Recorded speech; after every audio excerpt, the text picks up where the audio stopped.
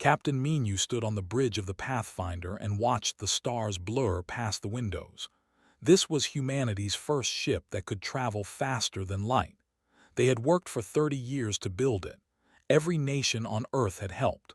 Every scientist had dreamed of this moment. "Captain, we're receiving a signal," said from her station. She was young, barely 25, but she was the best engineer they had. "It's not human." The bridge went silent. Everyone stopped moving. First contact. This was the moment that would change everything. "Put it on screen," Menu said. His voice was calm, but his heart was racing. The screen flickered. A face appeared. It was not human. The being had silver skin that seemed to glow softly. Its eyes were large and dark, like deep pools of water. When it spoke, the words came through their computer as English, but Minu could hear the strange, musical language underneath. "Human vessel, you have entered space without permission. This is a violation of galactic law. Stop your ship." Minu looked at his crew. They were afraid. He was afraid too, but he was their captain. He stepped forward. "This is Captain Minu of Earth. We didn't know. We're new to space travel. We mean no harm. Please, we just want to learn." The communication ended. The Pathfinder's engine stopped working. Something had taken control of their ship. Through the windows, Minu saw 3 massive ships appear. They were beautiful and terrible at the same time. Each one was 10 times larger than the Pathfinder. "They're pulling us in," whispered. They brought them to a station that looked like a small moon. Minu and 5 crew members were taken to a great hall. Hundreds of sat in a circle around them. At the center sat an old female. Her silver skin had lines on it like rivers on a map. Her eyes were sad and wise. "I am," she said. "I speak for the Council. You humans have broken our most sacred law. You traveled through space that is forbidden to young species. The punishment is clear. We must destroy your FTL technology. We must send you back to your home planet. You will not leave your solar system for 500 years. Minu felt his stomach drop. 500 years. Humanity had just learned to fly, and now they would be caged. "Please," Minu said. "We didn't know there were rules. No one told us. How can you punish us for breaking laws we never heard of?" Many of them looked angry. One stood up. "Ignorance is not an excuse. Every species must learn. The galaxy is dangerous. Rules exist for reasons." But raised her hand. Everyone became quiet. "You are right," she said to Minu. "How can you follow rules you never knew existed? But you are also wrong. Ignorance is dangerous. A child who doesn't know about fire can still be burned." She stood up slowly. She was very old. She walked down from her seat and came close to Minu. The other whispered. This was not normal. "I have watched the galaxy for 300 of your years," said. "I have seen species rise and fall. I have seen wars that burned entire star systems. I have seen cruelty that would break your heart." She paused. "But I have also seen hope. And when I look at you humans, I see something. You are afraid, but you asked to learn. You did not threaten us. You did not lie. You were honest." She reached out her hand. Minu didn't know what to do. Slowly, he reached out his own hand. Skin was warm. Her hand was gentle. "Young species deserve a chance," she said. "I will speak for you." Turned to the Council. She spoke in the language. It sounded like singing. The argument went on for hours. Many were angry, many wanted to follow the law, but did not stop talking. Finally, the Council voted, had won by just 3 votes. "Humans of Earth," announced. "The Council has decided. You will receive mercy. For 50 years you will have protected status. We will teach you the basic laws of the galaxy.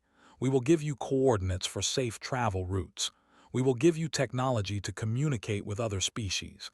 After 50 years, you will be on your own." Minu felt tears on his face. He wasn't ashamed. "Thank you," he said. "We will not forget this." Smiled, it was a sad smile. "The galaxy is not kind, Captain Minu. These 50 years are a gift. Use them wisely. Learn fast. Grow strong. Because when our protection ends, you will face species that show no mercy. Recorded everything on her device. She captured the moment when touched Minu's hand. She captured the old, sad, kind eyes. That image would be shown on every screen on Earth. That image would hang in every school, every government building, every home. Children would grow up seeing an alien hand holding a human hand in trust. The Pathfinder returned to Earth 3 months later. They brought star maps and communication devices. They brought warnings about dangerous species. They brought hope. But most importantly, they brought a debt. Humanity owed for their lives, for their freedom, for their future. Minu would never forget's last words to him before they left. Be good, humans. The galaxy has enough monsters, it needs more like you. He hoped she was right. He hoped humanity would prove worthy of her compassion. The 50-year clock started ticking that day. Admiral watched the red dot on his screen move closer to Mars. The dot represented a battle fleet, 30 ships, all of them larger and stronger than anything humanity had. How long until they reach Mars? He asked. 2 hours, sir, replied the tactical officer. Was 60 years old now. He had been a child when the Pathfinder returned from meeting the. He remembered seeing's face on the news. He remembered his mother crying with joy that humanity had been given a chance. That chance had ended 2 years ago. The 50-year protection period was over, and the galaxy had shown its true face. The Dominion had waited patiently. They had watched humanity spread to 12 star systems.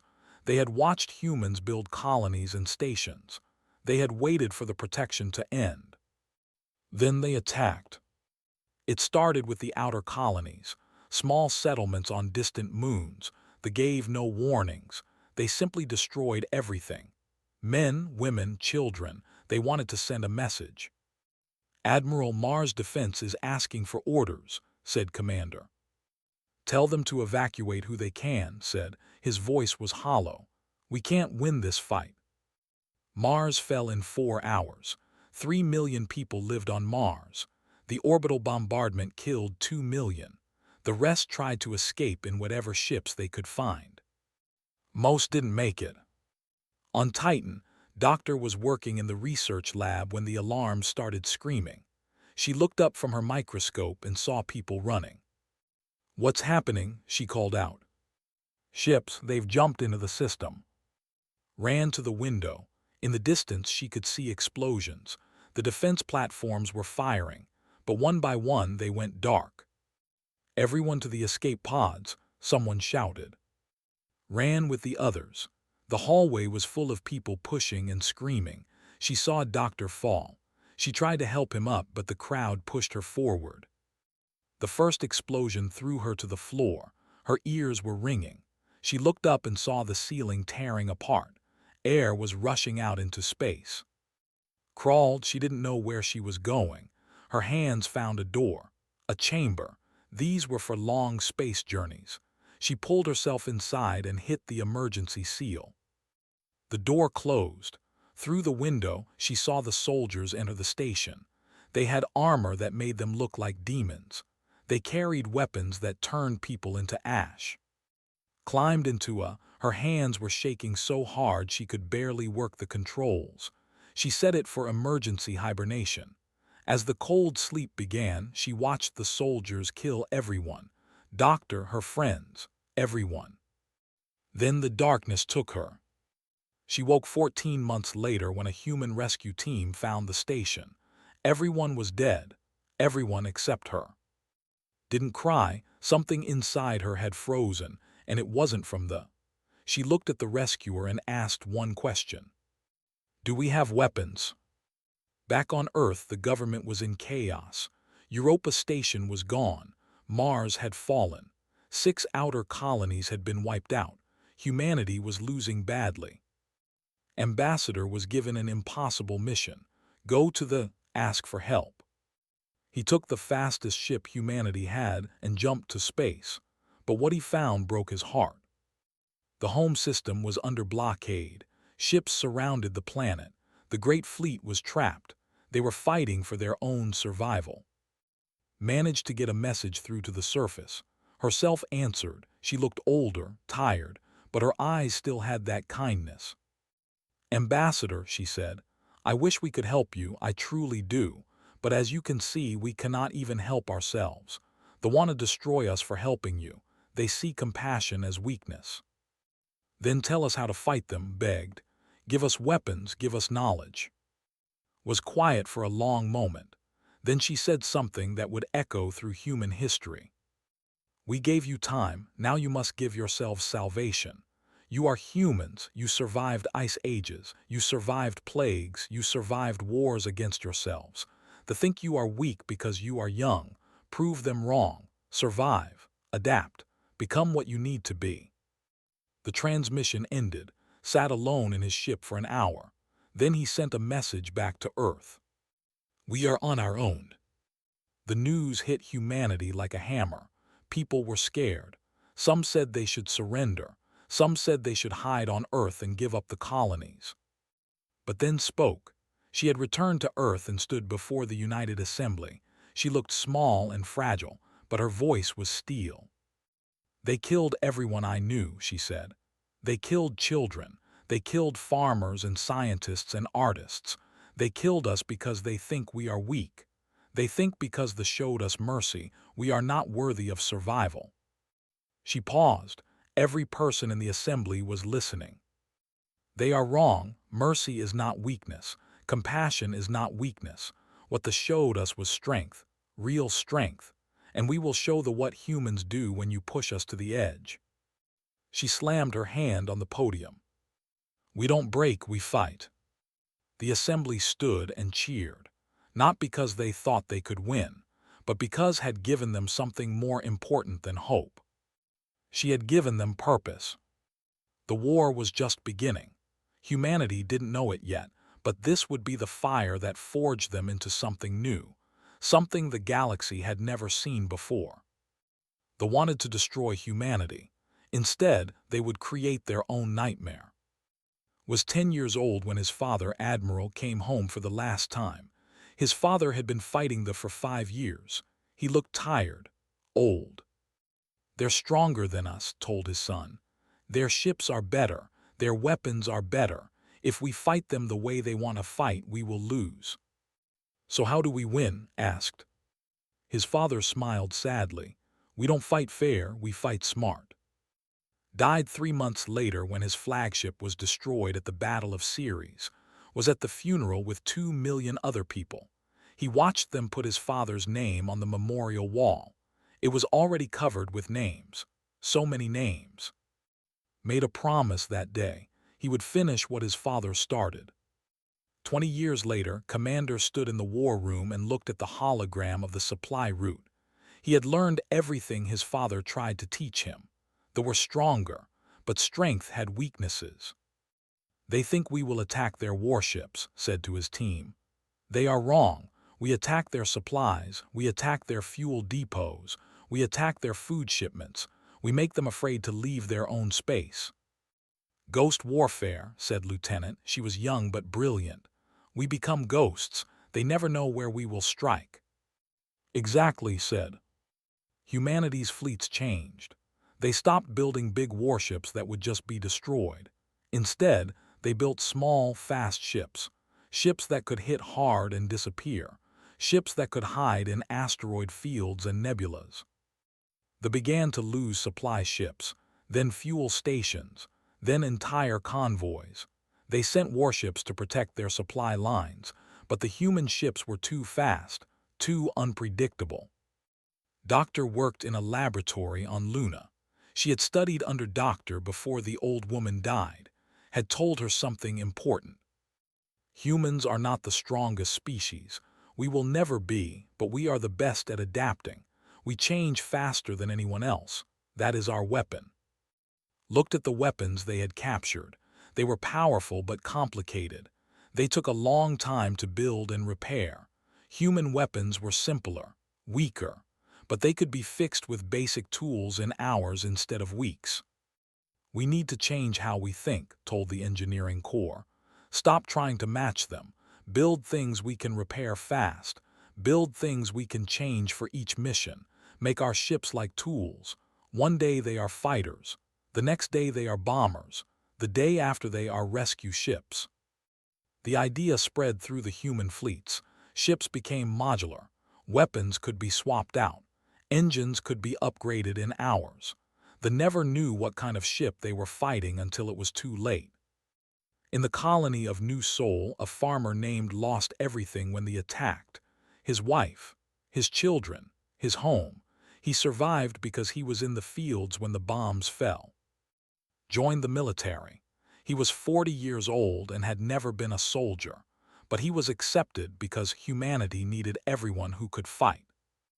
In boot camp met other survivors, people who had lost families, lost homes, lost everything except the will to keep going. "We should remember them," said one night. "Everyone we lost, we should carry them with us." He took a needle and ink and tattooed his wife's name on his arm, then his son's name, then his daughter's. The other soldiers watched, then they did the same. It spread. Soldiers began tattooing the names of lost colonies on their bodies, on their arms, their backs, their chests. Some soldiers had hundreds of names on their skin. They called themselves the Memory Corps. When they fought for everyone whose name they carried. They began to fear these human soldiers. They never surrendered. They never ran. Even when they were dying, they kept fighting. It was like fighting ghosts who refused to stay dead. Years passed, 10 years, 20, 30, 50. The war became part of human life. Children grew up knowing nothing but war, but they also grew up knowing they were fighting for something important. They were proving that it had been right to show them mercy. Was now an admiral. His hair was gray. He had scars on his face from a ship explosion. He stood on the bridge of the Remembrance and watched the fleet retreat. "We held them," said Captain Bora. "They're pulling back." "For now," said, "but they will come again." 80 years had passed since the war began. Humanity had not won, but they had not lost either. They had fought to a standstill. Other species in the galaxy were watching in shock. How were these young humans still fighting? Any other species would have surrendered decades ago. Then the message came. It arrived at every human station at the same time. Commander was the first to read it in the decoded form. His face went pale. "Sir," he said to Admiral, "you need to see this." The message was from a refugee ship. The words were simple and terrible. "They have taken our home world. They have killed billions. The species is scattered. We are refugees now. We are hunted. This may be our last transmission. To our human friends, we are sorry we could not help you. Thank you for remembering us." Read the message 3 times. He thought about the old who had shown mercy to his species when she didn't have to, about the hand touching Captain Minu's hand. He thought about what his father had taught him, what had taught all of them, what in the Memory Corps represented. Humanity remembered. "Get me," Chancellor said, "right now." The time had come for humanity to make a choice. They were still fighting for their own survival. They were still weak compared to They had no reason to help No reason except one. Had shown them compassion once, now they would return it. The galaxy was about to see what humanity meant when they said they never forgot. Chancellor stood before the United Assembly. She was 70 years old. She had been born during the war. She had lost her parents to Her entire life had been shaped by conflict. "We have confirmed the reports," she said. Her voice was steady. "The home world has fallen. Fewer than 200,000 survive. They are scattered in refugee ships across the galaxy. They are hunting them." The assembly was silent. Every person there knew what they had done for humanity 133 years ago. "We have a decision to make," continued. "We are still at war. Our resources are stretched thin. We lose people every day. By any logical measure, we cannot afford to help She paused. She looked at every face in the room. "But logic is not what makes us human. 133 years ago, an old name showed our species mercy when we deserved none. She gave us time. She gave us hope. She gave us a future. His voice grew stronger. Now we will give that back. I am ordering the full mobilization of our military, every ship, every soldier, every resource. We are going to save the... Not a single person in the assembly disagreed. They stood as one and saluted. The order went out across all human space. Operation Sanctuary. The largest fleet humanity had ever assembled began to gather at the rally point near Jupiter. Admiral commanded the operation. He was Admiral's grandson. The blood of 3 generations of warriors ran in his veins. He stood on the bridge of the flagship Unity and watched 3,000 ships take formation. "Sir, the control 17 systems between us and the refugees," said Commander. "We will have to fight through all of them." "I know," said. "Send the message to all ships. This is not a conquest. This is a rescue. We go in, we get our people, and we get out. Any ship that wants to stay and fight the alone can do so. But the mission is nothing else matters." The fleet jumped into space. They were waiting. The battle of the system was the first. 200 warships against humanity's fleet. The commander sent a mocking message. "Foolish humans, you throw away your lives for a dead species. Surrender now and we will let you return home." Didn't bother to reply, he just gave the order. "All ships engage, make them pay for every meter." Human ships scattered in every direction. They used every trick learned from 80 years of war. Some ships flew straight at thee and then vanished into the asteroid field. Others laid mines and traps. Others simply charged forward with all weapons firing. They expected an organized military assault. Instead, they got chaos. Humans fought like a swarm of angry insects. When one ship was destroyed, 2 more took its place. Commander piloted a fighter squadron. She saw the dreadnought ahead. It was massive, unstoppable. Her squadron had 12 fighters. They were like gnats attacking an elephant. "All fighters target the port engine cluster," she ordered. "We don't need to destroy it, just damage it." They dove in. The point defense destroyed 8 fighters, but 3 others got through. They fired every missile they had at the engine. The dreadnought didn't explode, but it started listing to one side. It was wounded. "Pull back," called. They had lost 8 pilots, but they had proven something. Even the biggest ship could be hurt. The battle lasted 6 hours. Humanity lost 400 ships, the lost 90. By any measure, they had won. But the human fleet kept going. Fighter pilot became famous during the 3rd battle. Her squadron was assigned to cover a transport full of refugees. 6 fighters were closing in. Fighter was damaged. Her shields were gone. Her weapons were at 30%. She was going to die and she knew it. She opened a channel to the transport. "Get those refugees out of here. I'll buy you time." "Lieutenant, you can't take 6 fighters alone," said the transport captain. "Watch me." Turned her fighter around and flew straight at the... She dodged and rolled. She fired her remaining missiles. She took out 1 fighter, then 2. The other 4 hit her ship with everything they had. Her fighter was coming apart. Last transmission became legendary. She said it calmly, like she was ordering breakfast. "Gave us 50 years. We'll give them forever." Then she aimed her dying fighter at the nearest ship and hit the engines at full burn. The explosion took out 3 more fighters. The transport escaped with all the on board. Story after story like this echoed through the fleet. Humans died by the thousands, but each time they died buying time, buying distance, buying life for the they were saving. Other species in the galaxy watched in shock. This made no sense. Humans were weak. They were losing ships at a terrible rate. Why didn't they just surrender? The Empire sent observers.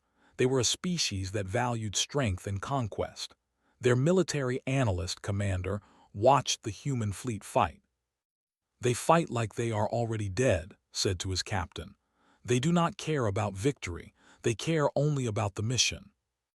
Then they are fools, the captain replied. No, said slowly. They are something we have not seen in 1,000 years. They are honorable. The word spread. The humans were doing something impossible. They were sacrificing themselves for another species, not for territory, not for resources, for nothing except a debt of compassion from over a century ago. After 2 months of fighting, the human fleet reached the refugee ships. There were 17 ships left. Each one was packed with survivors. They were out of fuel, out of food, out of hope. Until they saw the human fleet. Admiral opened a channel to the lead ship. An old female appeared on the screen. She had tears on her face. You came, she whispered. You actually came. Yes, said, we're taking you home to our home. The evacuation began. Human ships formed a defensive ring around they attacked again and again, but they could not break through. It took 3 days to evacuate all 187,000. In those 3 days, humanity lost 1,200 ships. But when the fleet jumped back to human space, every single was aboard. They were safe. The fleet returned to Earth to a site that would be painted and recorded forever. Every human ship in orbit was lined up. As the rescue fleet passed, they fired their engines in salute, missiles of light in the darkness. On the surface, 8 billion humans watched on screens. They did not cheer. They did not celebrate. They wept because they knew what this had cost. 2 million humans had died in Operation Sanctuary. 40% of their military fleet was gone. But they also knew something else. They had proven that was right about them. They had proven that compassion was not weakness. They had proven they were worthy of the mercy they had been shown. The refugees came to Earth on a cold morning in March. Chancellor stood at the landing platform with 10,000 others. They watched the first ship touch down on human soil. The door opened. An old female stepped out. She was so old her silver skin had turned almost white. She moved slowly. Behind her came others, families, children, the last survivors of a broken people. The old female stopped in front of. She looked at the human chancellor with those deep, sad eyes. Thank you, she said. You saved us. You lost so many and you saved us. Reached out her hand, took it. Showed us mercy once, said simply. We do not forget. The cameras captured that moment. A human hand holding a hand, just like 133 years before. But this time, it was humanity showing the mercy. They were given land on Earth, a beautiful valley with rivers and mountains. They called it new. Humans helped them build homes. Human engineers worked alongside craftsmen. Human children played with children. But something else was happening across the galaxy. Other species had watched Operation Sanctuary. They had seen humanity sacrifice nearly half its military to save another race. They had seen humans die by the thousands for nothing except honor. The first species to reach out was the commander himself came to Earth. He stood before the United Assembly. My people value strength, he said. We have always believed that mercy is weakness, that compassion is for fools. He paused. We were wrong. What you did was the greatest show of strength I have ever seen. The Empire wishes to offer alliance, and we bring a gift. He presented a data crystal. This contains our metallurgy secrets, alloys that will make your ship stronger. We give this freely. More species came. The mathematicians brought their FTL calculations. The diplomats offered to help humanity forge new alliances. Species that had watched humanity struggle for 80 years suddenly wanted to help. Why, Admiral asked a scientist, why help us now? The small being with large eyes and gentle hands looked up at him. Because you reminded us what we had forgotten, she said. The galaxy has become cold, cruel. We have all learned to be hard, to be practical, to think only of ourselves. She gestured to the sky. You showed us that there is still room for compassion, for honor, for keeping promises even when it costs everything. Within a year, a coalition had formed. 40 species, all united by one thing. They had seen what humanity did. They wanted to be part of that story. The Dominion suddenly found itself facing not just humanity, but half the galaxy. The species that had terrorized others for centuries were now the ones being surrounded. They fought, but they were not used to facing united enemies. They were used to species that only cared about themselves, species that would never sacrifice for others. Within 10 years, the Dominion collapsed. Their home worlds were quarantined. Their military was scattered. The great terror of the galaxy had fallen.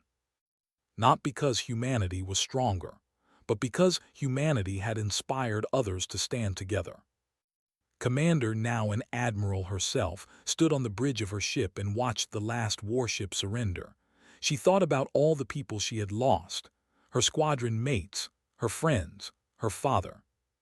"We did it," said her executive officer. "No," said quietly, "did it, when she showed us mercy, when she believed in us. Everything that happened started with her."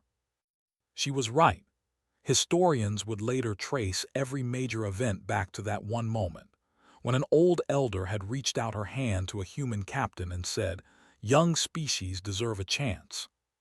50 years after Operation Sanctuary, a new building opened on New.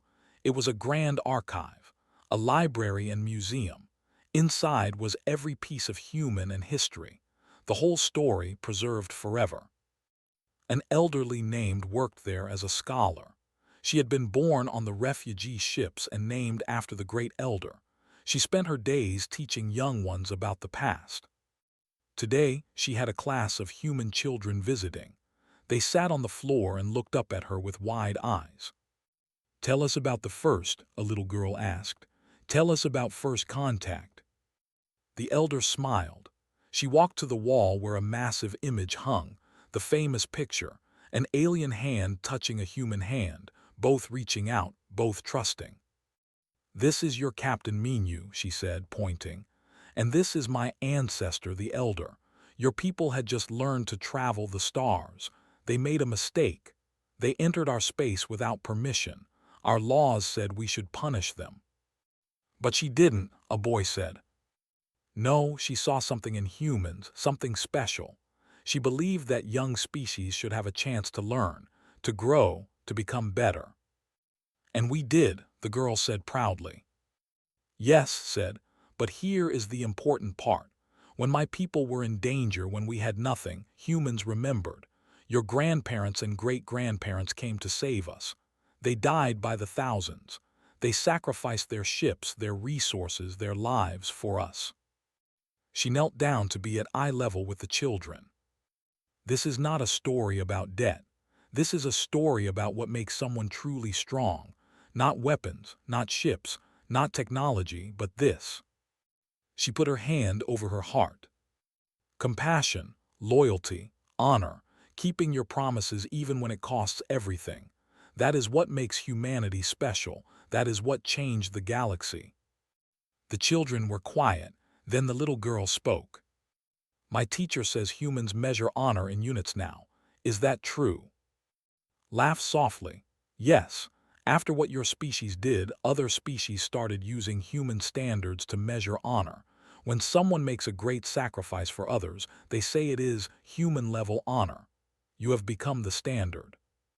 She stood and pointed to the inscription below the image. The children read it together. "They showed humanity compassion once when we were nothing. We repaid them with everything when they had nothing. This is not debt. This is who we choose to be." "That's beautiful," the boy whispered. "Yes," agreed. "And it is true. You humans chose to be this way. You could have been like the strong and cruel. You could have been like the smart but selfish. But you chose compassion. You chose to remember. You chose to honor those who helped you." She looked at each child. "And that, young ones, is why you are not just survivors. You are legends. Every species in the galaxy knows your story. When they tell their children about heroes, they tell them about humans, about a young species that refused to forget a kindness, that refused to become cruel even when cruelty would have been easier. Outside the archive, New was thriving, and human children played together in the streets. Craftsmen taught human apprentices. Human scientists worked with scholars. Two species, forever bound by a simple act of compassion and an impossible debt repaid. The galaxy had changed. It was kinder now, more united, and it was all because of a simple truth that humanity had taught everyone. Compassion is not weakness. Mercy is not foolishness. And remembering those who helped you, even when it costs everything, is the greatest strength of all. That was the legend of humanity, not that they were the strongest, not that they were but that they were the ones who remembered, and who chose, every single day, to be worthy of the compassion they had been shown. In the great archive, Young closed her lesson with the words every child learned. We are not the strongest species. We are not but we are the ones who remember kindness, who honor our debts, who choose compassion over cruelty. That is who we are. That is who we will always be. That, she said, looking at the image of two hands reaching across species and time, is why the galaxy measures honor in human terms now. The children understood. They were inheritors of a legend, and they would make sure that legend continued. Because humanity never forgot.